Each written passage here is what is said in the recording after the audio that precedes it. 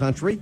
His name is Jeffrey Clayton, and he will tell you that lawmakers are under pressure to hold those arrested more accountable for their crimes instead of just simply being released without bail. Retailers and citizens have had enough. It's so good to have you on the show. Welcome, Mr. Clayton, and to Chattanooga. Good morning to you.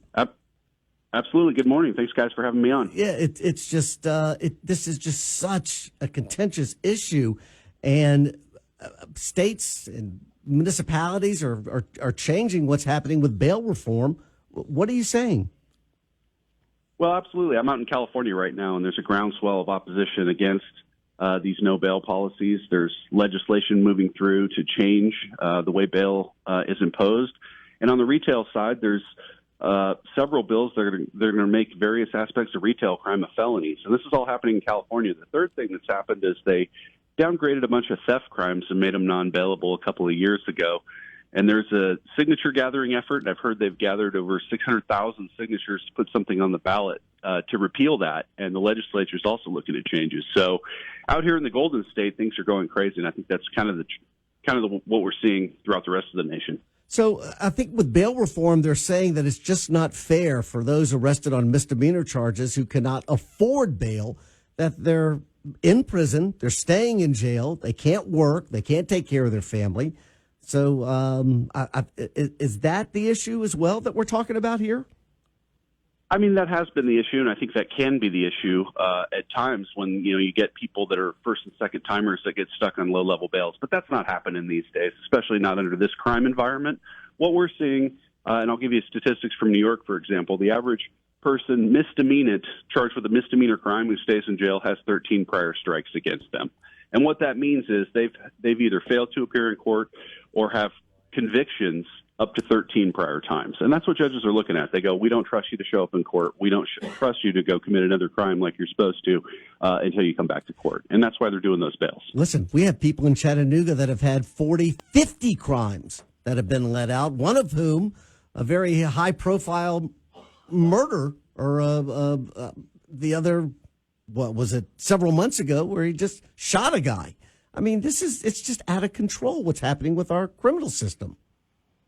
It is. I look at New York, and there was the 135-time offender who got interviewed by the media and thanked the Democrats in Albany for the loose policies that just let him get out the 135th time. So, at a certain point, it doesn't really matter what the crime is. This person has shown that they're not going to follow the laws in society, and we need to do something. Where are the retail lobbyists in all this? I mean, did they not have any power? Well, they were kind of caught between a woke environment and a crime wave, and they were trying to figure out what to do. And I think what they're doing now is trying to fund efforts to further criminalize retail theft. Because I think what we've seen is there have been loopholes in this retail theft stuff when you have an organized retail ring, and they didn't really think that through and criminalize that, right? But that's really what they're working on, not so much the bail stuff. So it seems that voters go after DAs. I mean, is that where it all starts?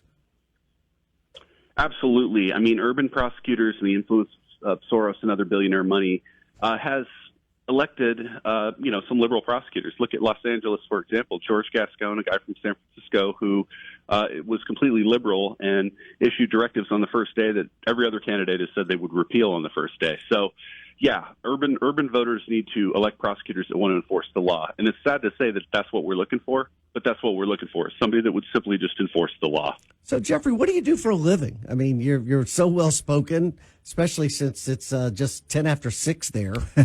I mean, you got the message. You got the message down, buddy. So what do you do? Thank you. Well, obviously I represent the underwriters of bail throughout the nation. I've worked on this issue for over 35 years, so I kind of know it well. And I go to state capitals to explain this issue to state legislators, including in Tennessee this year over the constitutional amendment that's being debated over there in Tennessee. Okay, so once again, explain to us in a simple to understand way what is happening with the bail bond system in a state like Tennessee.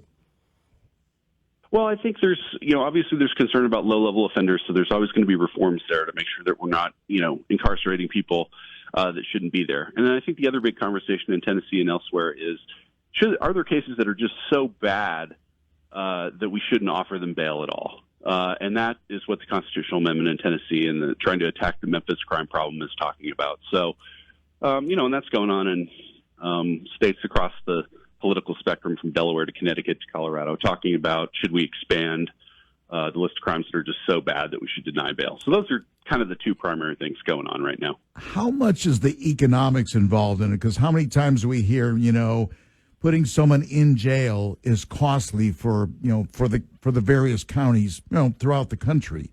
How much is that a part of it? And I don't know if there's a balance there between a general philosophy of, criminals should be in jail, or we can't afford to have all these criminals in jail, or, as we heard before, well, this guy's poor and he can't support his family, so should he be incarcerated? Right. So I think there's a lot of factors in there. There are a lot of factors, and it is costly to keep people in jail. On the other hand, every time they fail to appear, one study estimates it costs the system $2,000. So there's that. I think really what's going on right now is a simple thing. The criminals need to know they're going to get caught and punished, and we've gotten away from that. That is what deters crime.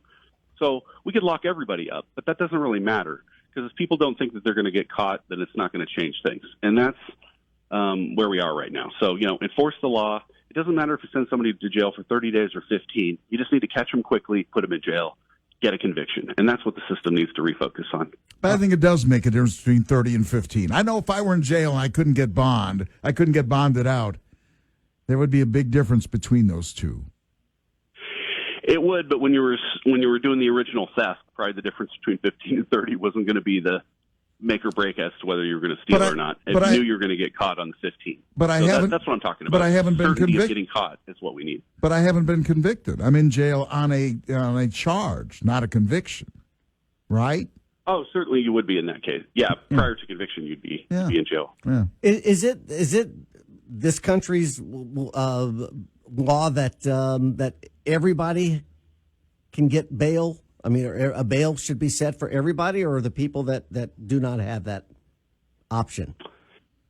Yeah, and it varies by state. The American rule is all persons are bailable except for capital cases, which would be capital murder, and that's about 35 states. Tennessee is one of those states where everybody gets a monetary bail set.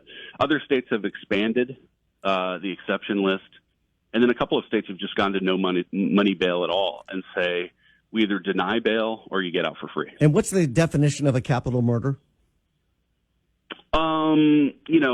A premeditated homicide with aggravating factors. I'm looking at the police, and do they not have any power over these legislators as well? Their unions? They do. I mean, I used to actually lobby for the police unions, and primarily they stick to employment issues. And as you know, there's been a few over the last couple of years dealing with all the issues with police and all that stuff, and then pensions. They focus primarily on, and not necessarily the crime issues as much. Well, I mean, you just see the frustration when these people get right back out and then commit the crimes again. Yeah. Is the media doing a disservice, or are we just focusing on one or two, or are we not doing it correctly, in your mind? I think actually the media has been good. Say what you want about the left-leaning control media or whatever. I think everybody's reporting fairly that when there's a crime and it happens and somebody gets out for free, maybe that's the problem. And so I think the media is doing a pretty good job of putting out the message that people need to hear. This person wants to know, they text in, by the way, nobody calls on talk radio anymore. What exactly does he mean when he says he works for the bond underwriting industry? Does this industry directly lose money due to these no bond policies? Great question. We certainly could. Generally, we don't. And yes, I do represent a trade association of insurance companies that are underwriters of criminal bail bondsmen. So we make a small percentage of the overall pie. Has bail always been the same, or has it changed throughout the years, the way the system works?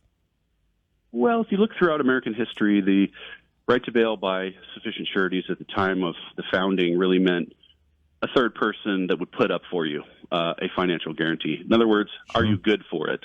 So if we said, for your bond, we needed $10,000 guarantee, and your co-host was able to put up the guarantee, then the judge would make him sign that he's good for it, and that would be it. And then if he failed to appear, then the forfeiture process would begin.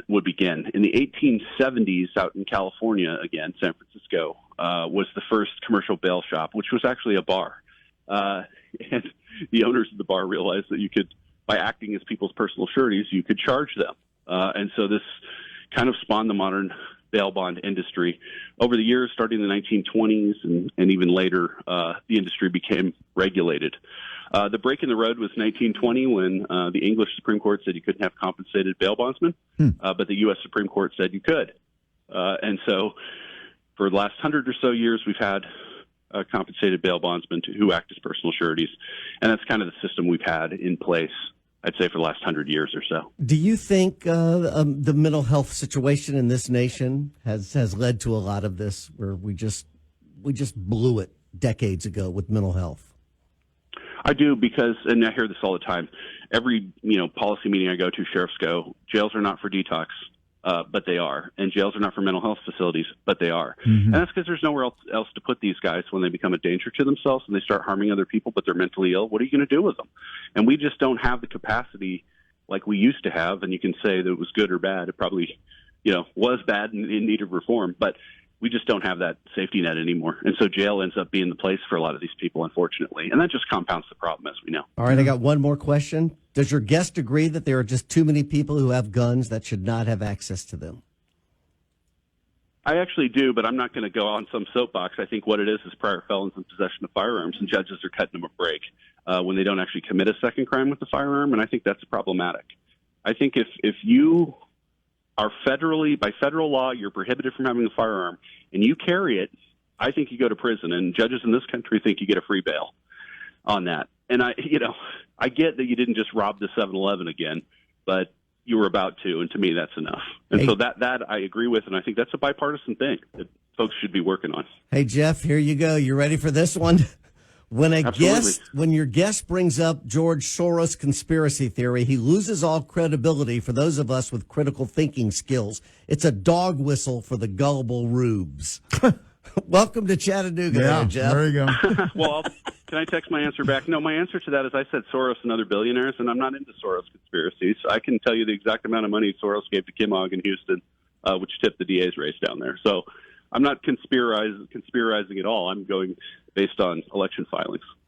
All right. On a lighter note, what are you doing in California, Jeffrey? Come here, man. Just get out of that state. Can you come? I know. I need to. I've always wanted to go to Chattanooga, and I've never been there. So, where are you from? What's your story? You from there originally? No, I'm actually from Denver, Colorado, and I live up in the mountains of Colorado at this point. So, you live in Los Angeles? No, I live in Grand Lake, Colorado. Oh, so you're in Colorado. I thought you were in California. Yes, oh, you're in Colorado. All right. Well, is that okay? It's okay. He's cooler now because my daughter lives in California, and I'm like, get out. Here we go. I'm sorry. I was just bragging about my daughter. I know. Send him some pictures. Hey, Jeffrey, it is an honor to talk to you, buddy. And you want to hold on, or you got to get back to bed? No, I can hold on. Good talking to you guys. All right, hold on. Hang on for just a second. I need to tell you about a community block party this Sunday, hosted by Christ United Methodist Church in East Brainerd. Sunday Fun Day. It's kind of an outdoor worship service on the lawn. Pre-service music begins at 10, worship service 10:30. After the service, a free picnic lunch, inflatables, petting zoo, pony rides. Everyone from everywhere invited to be part of the festivities this Sunday. Christ United Methodist Church, right across from the Publix on East Brainerd Road. Free, and everyone is invited. Including Jeff out of Colorado. If he wants to make the trip. Pre-service music at 10, worship service 10:30, free picnic lunch, inflatables, petting zoo, pony rides that will serve everyone from all ages, 6 to 60, maybe even more. Talk Radio 102.3, the Talk Monster, WGOW. Thunderstruck, America's AC/DC tribute, is coming to the Signal on Friday, and Talk 102.3 has tickets to give away. Caller number 3 at 423-267-1023. You win a pair of tickets to go see Thunderstruck at the Signal Friday from Talk Radio 102.3 WGOW. Foremost expert on bail and criminal justice. Once again, Jeffrey Clayton, thanks for joining us, lives in Colorado. Jeffrey, you could be a great talk show host in Chattanooga, man. Living would be easy for you here. This person says profit from incarceration has nothing to do with public safety, trying to spin it that way. Well, I'll answer that first, which I think is that when people don't post bail, they stay in jail. So they have a 100% appearance rate and a 100% new crime rate, except for crimes they commit in jail. And that's what most of these studies don't take into account. The second thing is just because you post bail doesn't mean, that you're not going to do it again, but you do think twice. And what we have found over the years is that the bail process using private bail reduces long-term fugitive rates. In other words, when they take off, what happens? And when there's a bail bondsman involved, the evidence does show that we get them back. So I'm excited about summer, but guys, I'm going ice fishing Friday, so I can't be thinking summer. Wait, Jeffrey, don't hang up. The person nobody talks about in the circle of crime are the judges. The criminals are talked about being repeat offenders. The judges, you got about 45 seconds, and I wish we could have you on longer. You are outstanding. I'll be back again. William Blackstone said that judges should pay a penalty when somebody failed to appear or committed a new crime when they were out on bail. So I told that to a group of prosecutors, and they gave me applause. So judges need to get their act together, too. That's the reality. Jeffrey Clayton, it's been an honor, buddy. I hope you will call back. I will email you and set this back up again, because we just so enjoyed having you. Absolutely. Look forward to it, guys. Have a good weekend. Jeffrey, have you had a good bowl of grits ever? Have you ever had? But not in a long time, and definitely not in the We'll north. treat you if you come by. We'll treat you, buddy. Jeffrey, thank you again. All right. It's so enjoyed having you. We really appreciate it. Absolutely. All right. Great day. Great show.